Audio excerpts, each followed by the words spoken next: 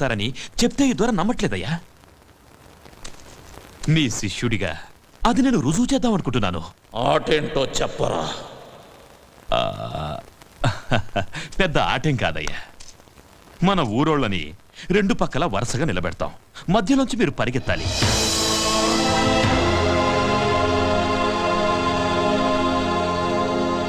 మీరు పరిగెడుతూ ఎంతమందిని దాటేస్తారో అంతమందిని వదిలేస్తాం. ఒకవేళ అందరినీ దాటేస్తే అందరినీ వదిలేస్తాం.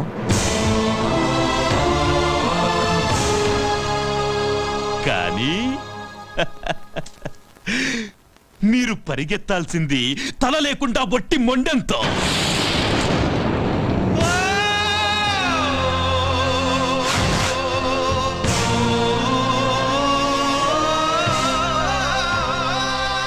అంతేనయ్యా. వీణ్ణి తాకి నువ్వు మైలపడద్దు. హనుమాన్ ఛాయ, this is a death game. Are you ready?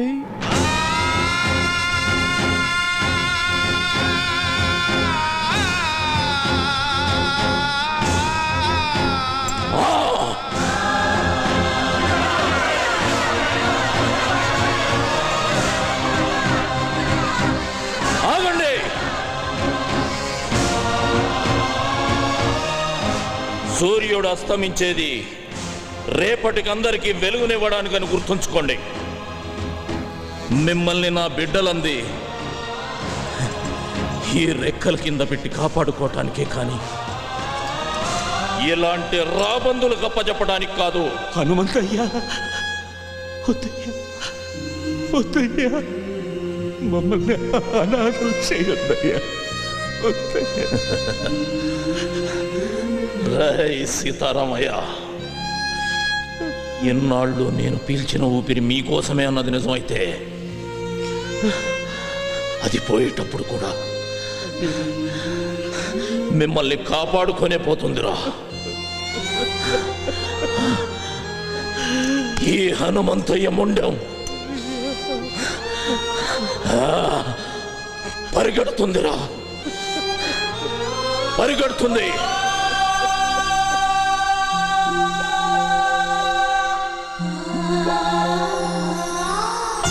Mahalakshmi, నిన్నడగకుండా నీ పసుపు కుంకాలు ఇస్తానని మాట ఇచ్చారు. బాధపడుతున్నావా? లేదండి, నాకన్నీ అడగకముందే ఇచ్చారు. మొదటిసారిగా ఒకటి అడగాలనుంది. మీ చావు చూసే ధైర్యం లేదు. మీరు పోయాక బ్రతకాలన్న కోరిక లేదు. మీకన్నా మహాలక్ష్మి, ఇక్కడ చస్తే పోరాటంలోనే చావాలి, లేదా పోరాడుతూనే ఉండాలి. అయ్యా, చావన్నది తప్పనిసరి అయితే అందరం కలిసే చచ్చిపోతాం అయ్యా. సీతారామయ్య, ఊరు కోసం ఒకడు చావాలి, కానీ ఒక్కడి కోసం ఒక ఊరే చావకూడదురా. చూసారా జనరల్ గారు, మా హనుమంతయ్య ఈ జనం మీద ఎంత ప్రేమ పెంచుకున్నాడో. కృష్ణమూర్తి, ఆకలితో ఉన్న నీ కడుపు చూసి తిండి పెట్టానయ్యా, కానీ నీ కళ్ళల్లో ఉన్న ద్రోహం కనిపెట్టలేకపోయాను. అది వాడి తప్పు కాదు మహాలక్ష్మి, నువ్వు వాడికి పెట్టిన తిండిలో ఉప్పు కలపటం మర్చిపోయావు. అయ్యా, నేను గెలవాలన్న సంకల్పం పెట్టుకున్నాను, అందుకే గెలుస్తున్నాను. జనరల్, మీరు పెట్టిన పందెంలో నాదో షరతు. నా తల మీ చేతిలో తెగదు. సీతారామయ్య, అయ్యా, నా తల నీ చేత్తో తెగాలరా. అయ్యా, నా వల్ల కాదయ్యా. సీతారామయ్య, జీవితంలో మొట్టమొదటిసారిగా నాకు ఎదురు చెబుతున్నావయ్యా. అది కాదయ్యా. రేయ్, నా తల వాళ్ళ చేతిలో తెగితే ఓడిపోయినట్టు అవుతుందిరా. చచ్చా, నా చేతిలో తెగితే ఆత్మహత్య అవుతుంది. వీరుళ్ళ చావాలని ఆశపడుతున్నాను రా. రేయ్, జీవితంలో నా గురించి ఏదైనా చేయాలనే కోరిక నీకుంటే ఇదొక్కటి చేయరా. వెళ్ళు, వరుసల్లో నిలబెట్టు.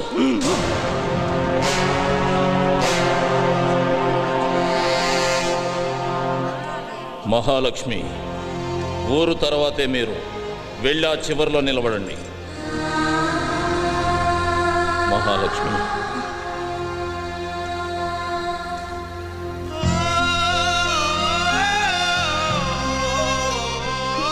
చివరిగా నిన్ను చూడాలనిపించింది. నీకు నన్ను ఏమైనా అడగాలనుందా? ఒక వీరుడి భార్యగా ఈ జీవితానికి ఇది చాలండి. లే మహాలక్ష్మి, నువ్వెప్పుడూ పసుపు కుంకుమలతోటి మహాలక్ష్మిలా ఇలాగే ఉండాలి. రేయ్ నాన్న, నన్ను క్షమించరా. ఒక తండ్రిగా నా బాధ్యత నేను నిర్వర్తించకుండానే వెళ్తున్నాను నాన్న. మీ అమ్మకి నేనే ప్రపంచం, నీకు మీ అమ్మే ప్రపంచం కావాలి. నాన్నగారు మీ కళ్ళల్లో ఏమీ లేదు నాన్న, నా పెంపకంలో కూడా కృష్ణమూర్తి లాంటి ద్రోహిని తయారు చేసి ఈ దేశానికి వదిలి వెళుతున్నానే అని బాధ. వెళ్ళండి.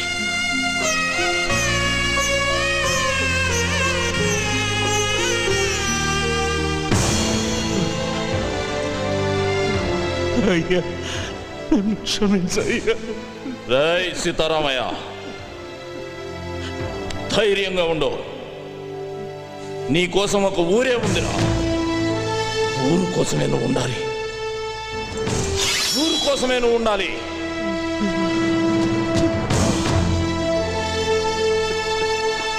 రాయ్, జనం కోసమే బతుకు.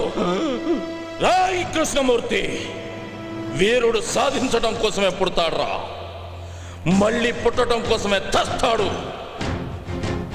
జనరల్, చెయ్యి చూసి జాతకం చెబుతారు.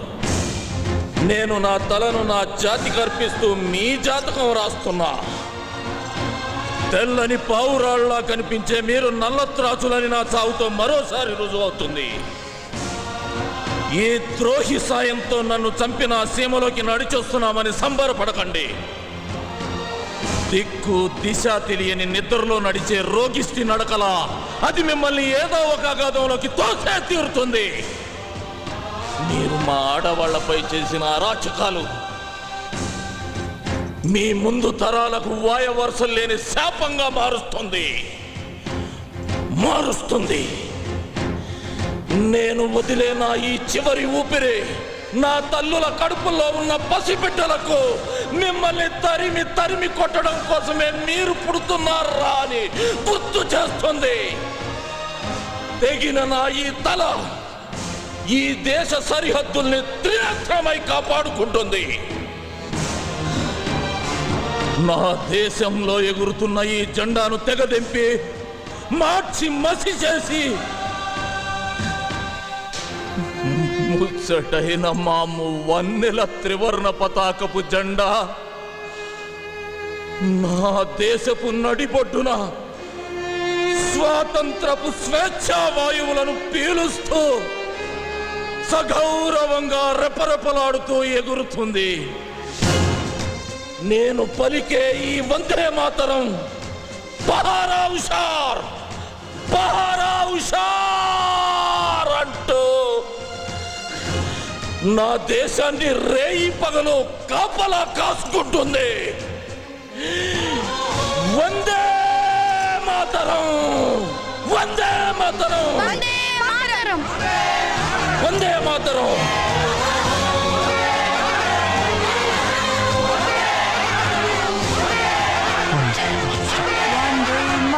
వందే మాతరం. సీతారామయ్య అయ్యా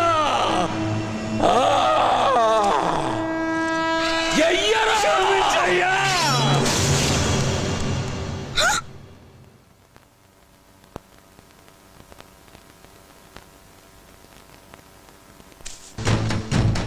దొరా, గెలిచాం, మనమే గెలిచాం. నో, హనుమాన్ చెయ్య ఓడిపోతేనే కదా మనం గెలవటం. వీళ్ళెవ్వరూ బతకూడదు.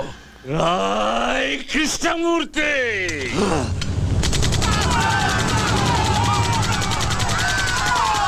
మా ప్రాణాలు కాపాడడం కోసం ఊరి జనం అంతా వాళ్ళ ప్రాణాలు అడ్డేశారు.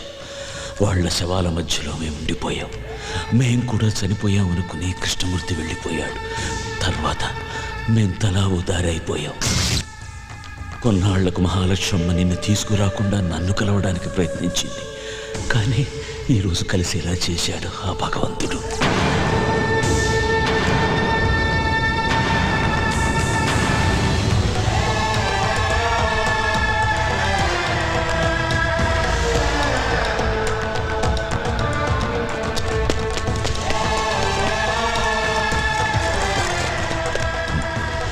అబ్బో, పోలీసులు రౌండప్ చేస్తున్నారు. వాళ్ళకి ఎటువంటి అనుమానం రాకుండా నన్ను పట్టివు. సీతారామయ్య లొంగిపో. ఏయ్! నన్ను పట్టుకోవడానికి ప్రయత్నించారు, వీడిని కాల్చి పారేస్తా. బాబు, ఈ జనవరి 26న ఆ కృష్ణమూర్తికి భారతరత్న బిరుదిస్తున్నారు. దానికి వాడు అనర్హుడు. ఎలాగైనా సరే వాడు దేశద్రోహి అని ప్రజలకు తెలియజేయాలి. బాబు, నన్ను పట్టించు, నన్ను పట్టించేయి. ఒరేయ్! నిన్ను వదలను రా, నిన్ను వదలను. గుర్తుపెట్టుకో, నేను చెప్పింది గుర్తుపెట్టుకో.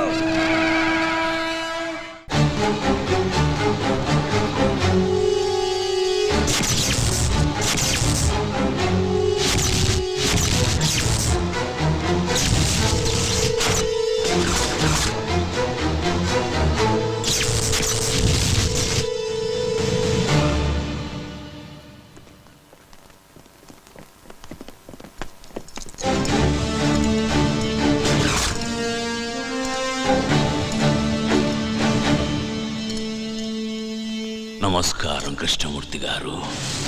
ఇన్నాళ్ళు నీ ఎదుగుదల చెప్పడానికి నువ్వు జైల్లో నా దగ్గరకు వచ్చేవాడివి. జీవితంలో మొదటిసారిగా నీ పతనం మొదలైందని చెప్పడానికి నేను నీ దగ్గరకు వచ్చాను. ఆ చేతికి కూడా సంకెళ్ళు వేయండి. కృష్ణమూర్తి, భయపడకు, నిన్నేమీ చెయ్యను. హనుమంతయ్య మీద ఆనా. ఆగండి, సంకెళ్లను వేయకండి. మీరు వెళ్ళండి.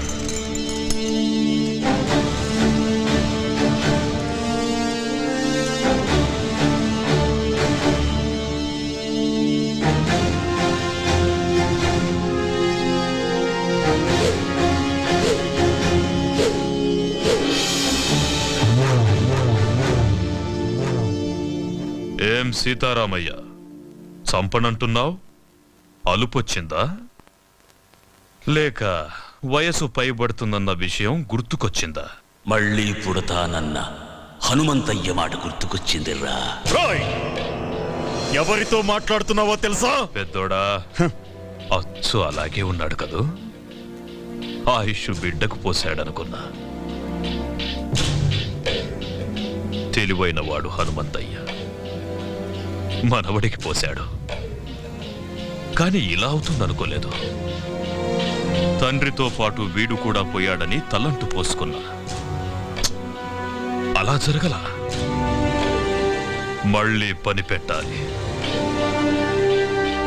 అరగంటలో ఏరిపారేస్తాను వాణ్ణి. కృష్ణమూర్తి, కరెంటు కంటికి కనిపించదు. నువ్వు పట్టుకోవాలని ప్రయత్నిస్తున్నావు. పట్టుకో, మాడి మసైపోతావు. నువ్వు ఆ రోజున చంపిన 100 మంది ఆఖరి కేకలు పురిటి కేకై పుట్టాడ్రా. పులే!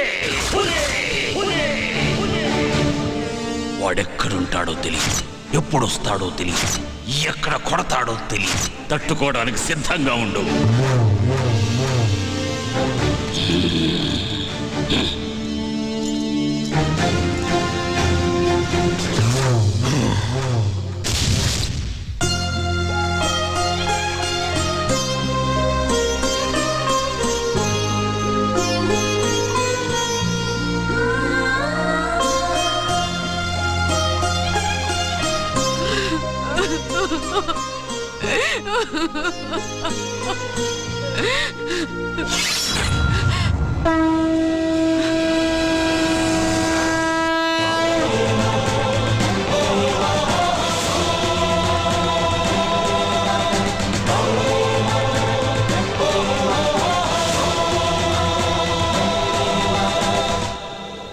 సీతారామయ్యను చూశాను. ఎందుకే నాకు చెప్పకుండా దాచావు? అలా దాయకపోతే నువ్వు కూడా నాకు దక్కేవాడివి కాదురా. మీ తాత చనిపోయిన కొద్ది రోజులకే మన దేశానికి స్వాతంత్రం వచ్చింది, మాకు స్వాతంత్రం పోయింది. ఆ కృష్ణమూర్తి స్వాతంత్ర సమరయోధుడిగా జనాన్ని నమ్మించాడు. మేము వాడికి భయపడి వలస వెళ్లే దిక్కులేని పక్షుల్లా మీ నాన్నతో పాలకుండ చేరాము. మీ నాన్నకు పెళ్లి చేశాను, నువ్వు పుట్టావు. కృష్ణమూర్తిని చంపడానికి సీతారామయ్యతో పాటు మీ నాన్న కూడా ప్రయత్నించాడు. అప్పుడే మేం బ్రతుకున్నామన్న సంగతి కృష్ణమూర్తికి తెలిసింది. మేమున్న ఇంటికి బాంబు పెట్టి పేల్చేశాడు. సరిగ్గా ఆ సమయంలోనే నిన్ను తీసుకుని గుడికెళ్ళాను. నువ్వు నేను తప్ప మీ అమ్మ నాన్న ఇద్దరూ చనిపోయారు. వాళ్లకు దాన సంస్కారాలు చేయడానికి కూడా నేను నోచుకోలేకపోయాను. నిన్ను తీసుకుని నాగులకొండకు చేరాను. కృష్ణమూర్తిని చంపడానికి సీతారామయ్య ప్రయత్నించాడని పేపర్లో చూశాను. సీతారామయ్య బ్రతుకున్నాడన్న సంగతి నాకప్పుడే తెలిసింది. ఆయన్ని చూడ్డానికి జైలుకెళ్ళాను. మనం బ్రతుకున్నామన్న విషయం ఆయనకు తెలిసి సంతోషించాడు. అన్ని విషయాలు చెప్పి నిన్ను తీసుకురమ్మని నన్నెంతో బతిమాలాడు. ఈ వంశానికి నువ్వొక్కడవైనా మిగలాలని నేను ఒప్పుకోలేదు. అప్పటినుంచి సీతారామయ్య నన్ను ఇప్పటిదాకా చూడను కూడా లేదు. నీకు ఈ విషయం తెలియకూడదని, కృష్ణమూర్తి నిన్ను చూడకూడదని నిన్ను ఇన్నాళ్ళు ఊరు దాటకుండా నీకేమీ తెలియకుండా పెంచాను. నన్ను క్షమించరా. ఏడవకే బామ్మ, నువ్వు ఏడవటం నేను ఎప్పుడు చూడలేదు. నా కళ్ళల్లో కన్నీళ్లు చూడకూడదని నీ కళ్ళల్లోని కన్నీళ్ళని గుండెల్లో దాచుకున్నావు. నానమ్మా, నేనెంత అదృష్టవంతుణ్ణి. అందరూ దేవుడికి తలనీలాలు మాత్రమే ఇస్తారు. నా తాత ఈ దేశం కోసం తలనే ఇచ్చాడే. మా అమ్మ నాన్న నాకు ప్రాణం మాత్రమే పోశారు. కానీ నువ్వు నాకన్నీ ఇచ్చావే. వదలను నానమ్మా, వాడిని వదలను. వద్దయ్యా, వద్దు. లేదు నానమ్మా, నా తాత తల ఇచ్చి ఒక్కసారిగా వీరమరణం పొందాడు. నా తల్లిదండ్రులు వాళ్ళు చనిపోతున్నారన్న విషయం వాళ్ళకే తెలియకుండా చనిపోయారు. వాళ్ళ గురించి వదిలేస్తానే వాణ్ణి. కానీ నువ్వు రోజుకొకసారి, గంటకొకసారి, నిమిషానికొకసారి, క్షణానికొకసారి చస్తూ బ్రతుకుతూ ఇన్నేళ్లు నన్ను నీ గుండెల్లో దాచుకుని పెంచావే.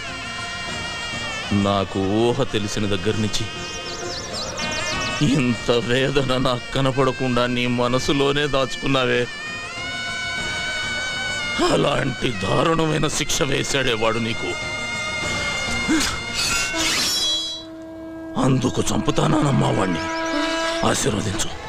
వద్దయ్యా, వద్దు. ఏనానమ్మా,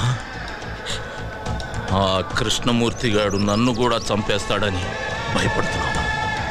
భయపడకు. నీ ఆశీర్వాదం నాతో ఉంటే పంచభూతాలు నా చుట్టూ తిరుగుతూ కాపలా కాసుకుంటాయి. వెళ్ళిరా అయ్యా.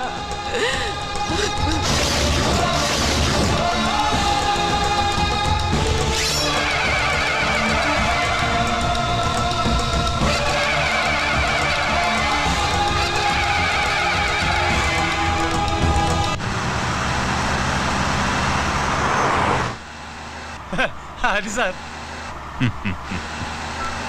హలో, డ్రైవర్ బండాపు సార్. ఏమైంది సార్, మీరు తొందరగా దిగండి సార్. బండిలో బాంబు ఉందని కంట్రోల్ రూమ్ నుంచి ఫోన్ వచ్చింది సార్. ప్లీజ్ సార్, దయచేసి మీరు దిగండి సార్. పేలిపోతుంది సార్, దిగండి సార్. అమ్మో, పేలిపోతుందట. కూర్చోరా. వాడు చెప్పగానే నమ్మేయడమేనా? నమ్మితే కిందకి దిగాల్సి వస్తుంది, లేకపోతే ఏకంగా పైకే పోవాల్సి వస్తుంది సార్. అవును సార్, బాంబ్ స్క్వాడ్ కూడా వస్తుంది సార్. దయచేసి దిగండి సార్, ప్లీజ్ సార్. నా బండిలో బాంబు పెట్టేంత ధైర్యం ఎవడికుందిరా?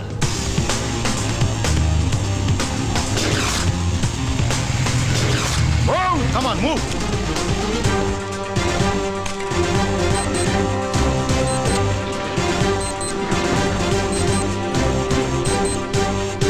There is no bomb, sir. Fake call.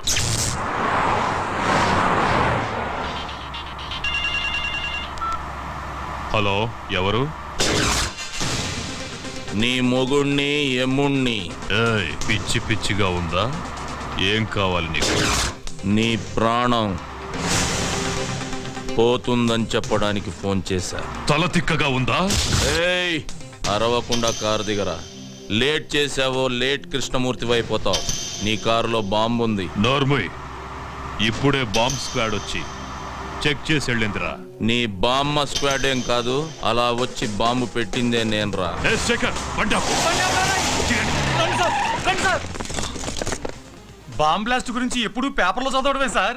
First time real గా చూడడం ఇదే సార్. రేయ్!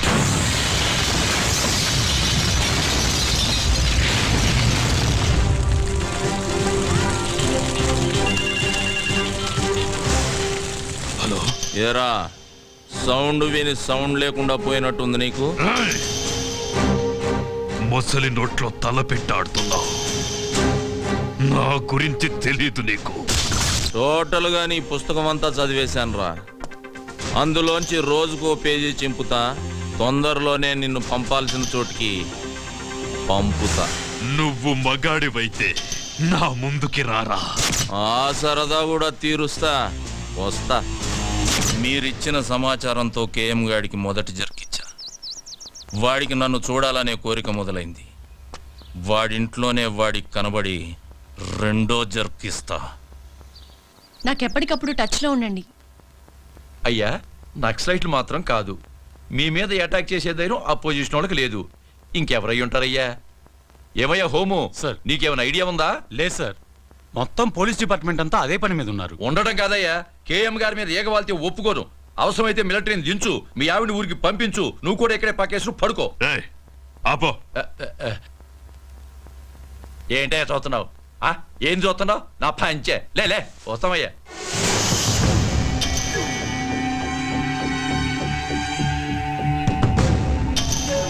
టోటల్ గా నీ పుస్తకం అంతా చదివేశానురా.